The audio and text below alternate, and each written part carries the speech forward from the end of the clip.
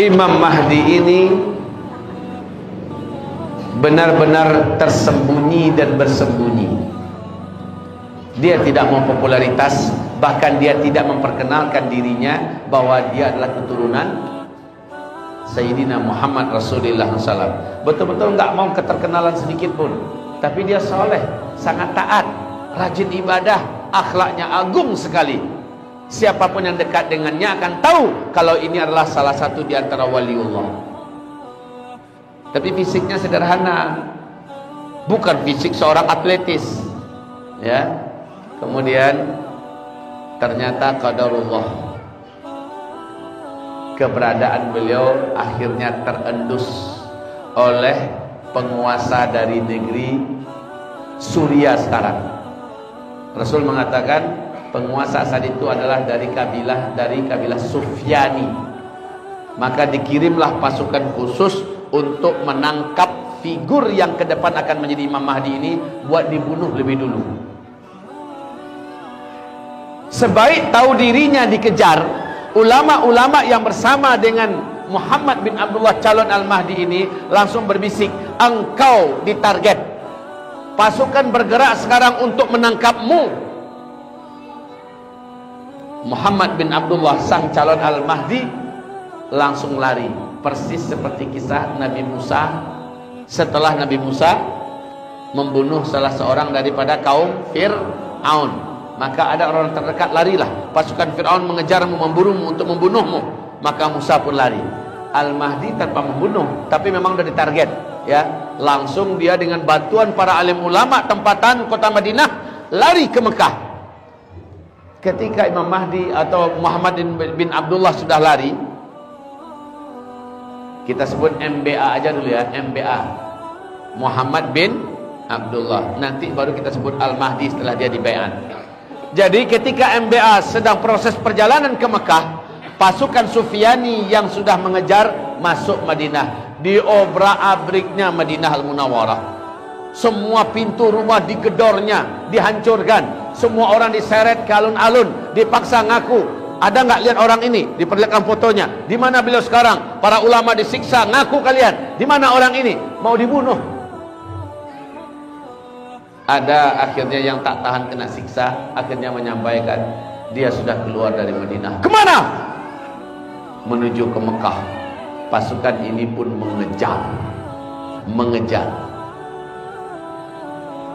Saat pasukan ini mengejar, MBA sudah melewati perbatasan Madinah Mekah, sudah hampir masuk kota Mekah.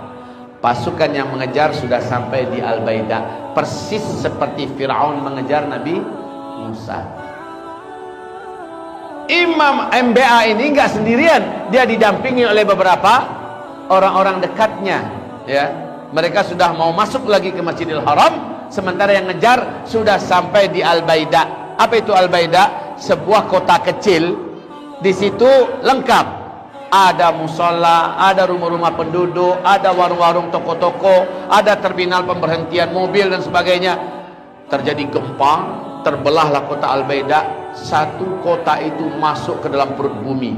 Orang yang tadi mengejar, rombongan yang tadi mengejar, semuanya masuk ke dalam. Hanya satu orang saja yang Allah sisakan tetap hidup. Setelah mereka tenggelam, yang hidup ini mengabarkan kepada kaumnya, kepada manusia, kami tenggelam di Al-Baidah. Dengan cepat berita menyebar bahwa di Al-Baidah terjadi gempa besar, bumi terbelah, kota masuk ke dalam perut bumi. Pasukan yang mengejar dari Suriah, dari Damaskus, tenggelam semuanya. Satu orang yang masih hidup. Dengan cepat pahamlah para ulama yang sudah ada di Mekah, berarti laki-laki yang dikejar itu, itulah Al-Mahdi. Itu ya, berarti laki-laki yang dikejar itu, itulah dia Al-Mahdi yang kita nanti-nanti. Kaum muslimin seluruh dunia dalam keadaan puncak putus asa. Sudah tak ada harapan gimana cara kita akan selamat dari krisis ini. Bagaimana kita keluar dari musibah, petaka, tekanan, kezaliman ini. Bagaimana cara kita keluar dari peperangan ini, dari kehancuran ekonomi, dari kelaparan yang mendunia. Bagaimana caranya selamat dari penyakit yang mewabah, pembantaian di mana-mana. umat manusia adalah hampir putus asa. Perang di mana-mana pada masa itu, perang. Saatnya kita butuh figur yang akan memimpin kita. Ulama-ulama sudah tahu Al-Mahdi lah yang akan mampu mengeluarkan manusia dari petaka besar kehidupan dunia saat itu.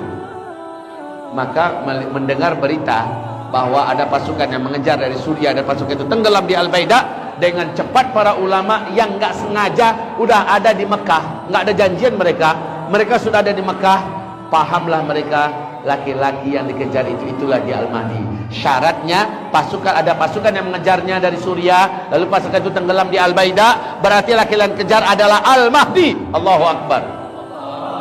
Dengan cepat para ulama mengepung Masjidil Haram. Pemuda-pemuda soleh beriman bertakwa mengepung Masjidil Haram. Tak boleh ada yang keluar. Ngapain dikepung? Untuk memeriksa siapa di antara seluruh yang sudah masuk Masjidil Haram Al-Mahdi. MBA ini dicari. Ada seorang laki-laki menyembunyikan wajahnya, nunduk sambil tawaf. Karena adab masuk Mekah harus tawaf kudum, ya, harus tawaf dulu. Laki-laki ini mencoba menyembunyikan dirinya.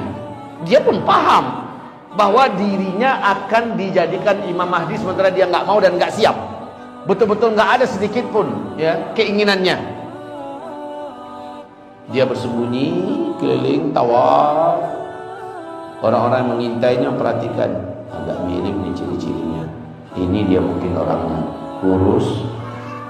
Memang Imam Mahdi MBA itu kurus, kulitnya gelap, alisnya, hidungnya diperhatikan baik-baik. Yang diperhatikan makin sembunyi, keliling terus jalan tawaf. Akhirnya ditangkap oleh para pemuda, oleh para ulama. Kamu Muhammad kan? Muhammad bin Abdullah, nasab kamu disebutkan sampai kepada Hasan bin Ali, ya kan? Ngaku. Apa kata laki-laki ini? Kalau iya, memangnya kenapa? Kamulah Al-Mahdi yang kami nanti-nanti. Sini tangan kamu, kami berbaiat. Enggak mau, kalian salah orang. Ini kata MBA, kalian salah orang. Cari yang lain, bukan saya. Please, lepaskan tangan saya.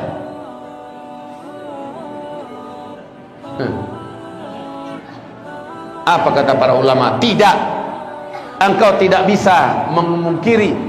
Karena memang MBA ini bukan seorang pembohong. Apalagi diancam oleh para ulama dengan ancaman yang bukan pakai pukulan, ya. Pukul nanti kalau nggak mau. Enggak gitu. Tapi para ulama berkata, demi Allah, kalau engkau tak mau bersedia kami baiat menjadi Al-Mahdi yang kami nanti-nanti, dosa semua orang yang terzalimi sedunia engkau yang tanggung. Dosa seluruh darah yang tertumpah cuma engkau yang bisa menghentikannya, engkau yang tanggung.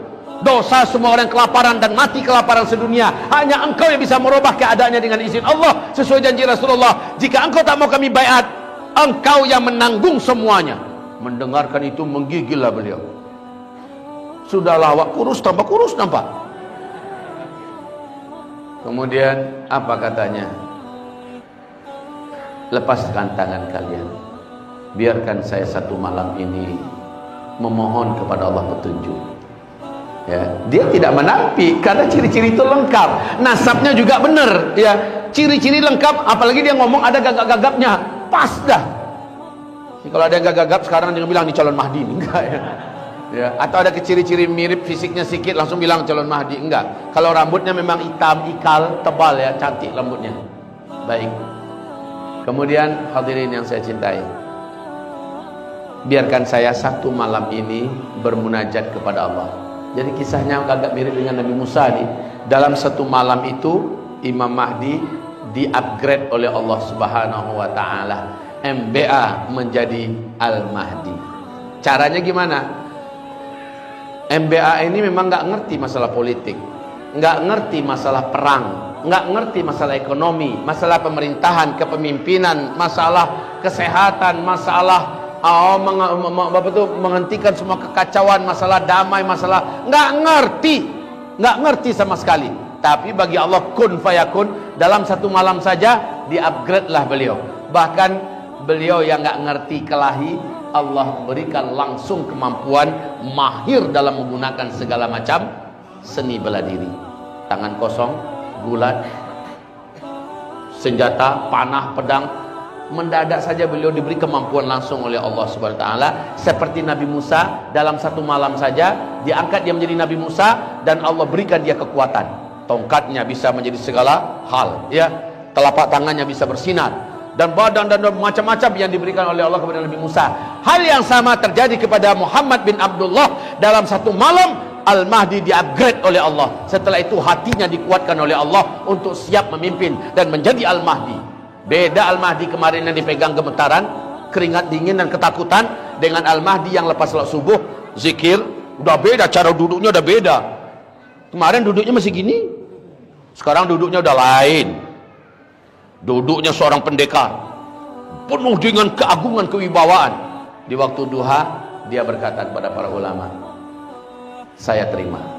Masya Allah, beda dengan kemarin. Langsung para ulama bertakbir, langsung mengangkat baiat.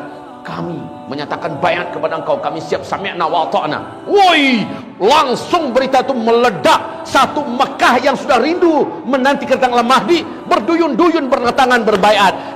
Polisi-polisi cicunguk yang ada, tentara-tentara milik kerajaan Arab Saudi yang memang keturunan Yahudi yang ada ini, kelimpungan dan panas marah. Kenapa? Ada yang dibaiat di depan Ka'bah. Laki-laki inilah yang harus kita waspadai kemunculannya. Bunuh cepat sebelum terlalu banyak orang-orang datang berbaiat kepadanya.